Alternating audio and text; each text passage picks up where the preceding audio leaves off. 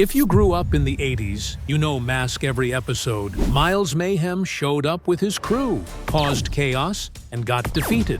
Simple. But here's what the cartoon never told you. The Venom you saw on screen, that was only half the story.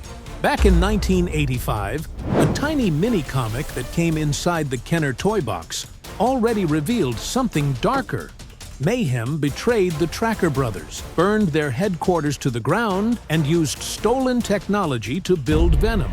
But that was just 16 pages. In 2016, IDW took that same origin and rebuilt it from the ground up, darker, deeper, and far more disturbing. This is where it all really begins. Miles Mayhem not as the villain we know, but as the man running a secret government program called Project Spectrum. Look at this panel. He's standing there evaluating every single person in that room, and his internal monologue says it all. He's already looking for 5 specific personality traits. Not to build heroes, to build weapons he can control. 1 year earlier, these people had no idea what they were walking into. Mayhem gathered them under one promise: protect the Earth from the Cybertronian threat.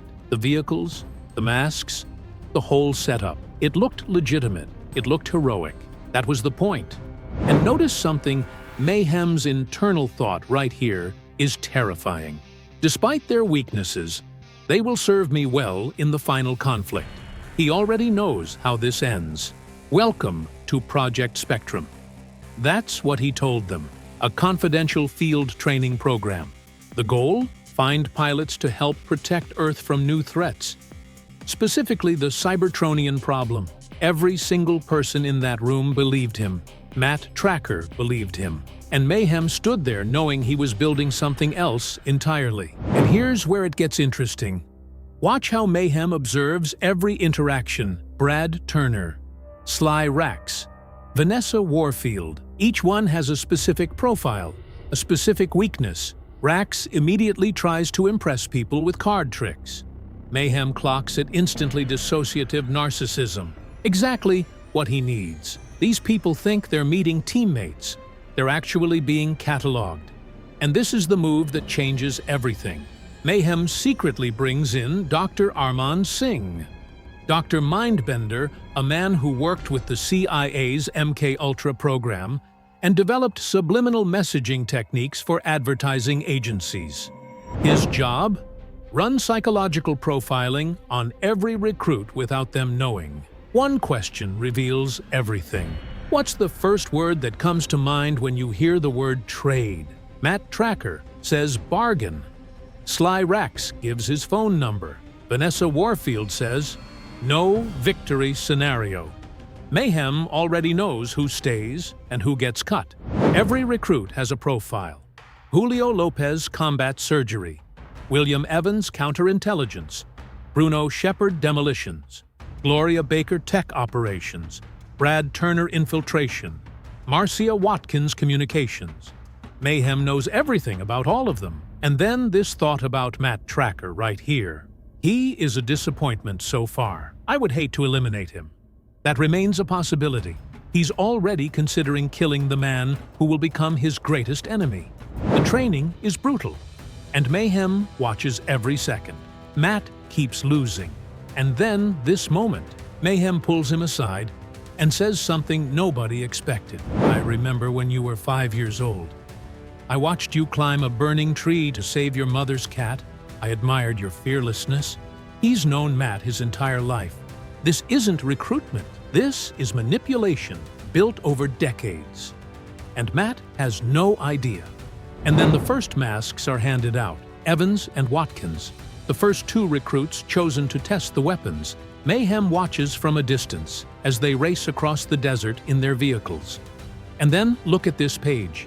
The mask burns. The vehicle spins out of control. The explosion. 2 silhouettes falling. Evans and Watkins are dead. Mayhem's internal thought?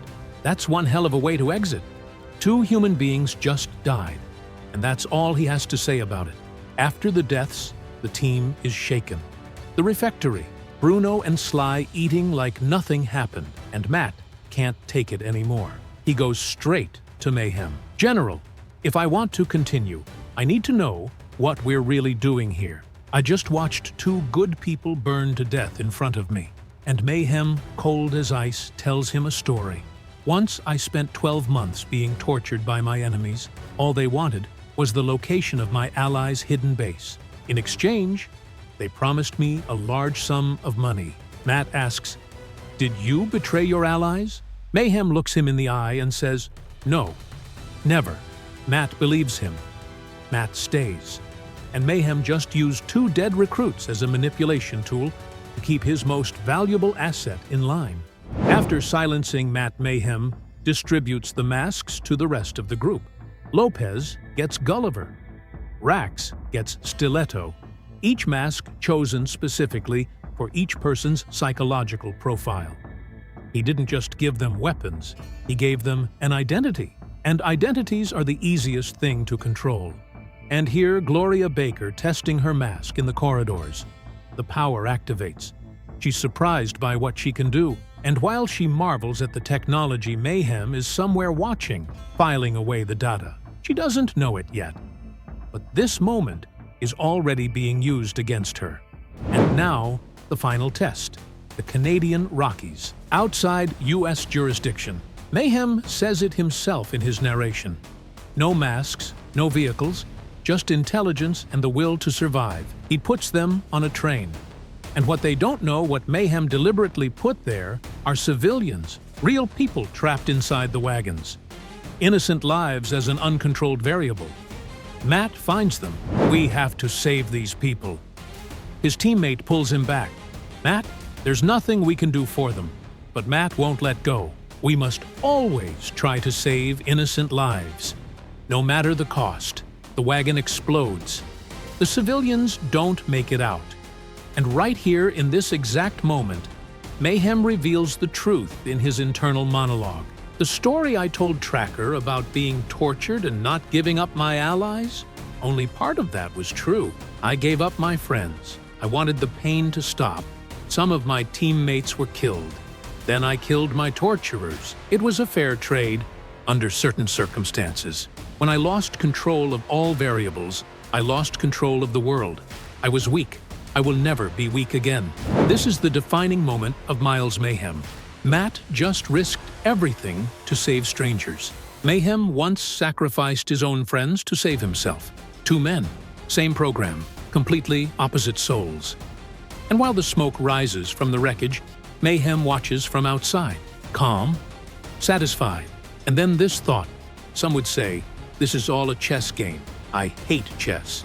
It's a pretentious activity, appreciated by those who need distraction. But there's something to the metaphor. If Earth were a chess game, I would control the board, not the pieces. He was never building a team. He was building an empire, and everyone around him, Matt, Tracker, the recruits, even the ones who just died, were always just pieces to be moved. And then, this moment. Mayhem is in a dark room with Vanessa Warfield. The red screen glows. One word, VENOM. Vanessa shows him what Brad Turner's Eclipse mask can do, long-range permanent light holograms. You outdid yourself. Not yet, Vanessa. Not even close. The other team is already being assembled. The betrayal hasn't happened yet, but it was always the plan. It was always the only plan. But here's what makes this even more powerful. In 1985, this entire origin was already told in a 16-page mini-comic. The organization Miles Mayhem himself founded, dedicated to peace, Andy's blueprints for the masks, the fire, the betrayal, half the technology stolen. Miles double-crossed us, but he only had time to escape with half the plans. That traitor used Andy's inventions to form VENOM, an organization dedicated to evil, and Matt used the other half to combat evil with M.A.S.K. The IDW comics didn't reinvent this story. They rebuilt it from the ground up, darker and deeper. Same betrayal, same two sides born from one broken dream. If you enjoyed this video, hit that like button. It helps more fans like you find this content. And if you want to go deeper into the hidden lore of your favorite 80s villains, subscribe and turn on notifications. We have a lot more coming. See you in the next one.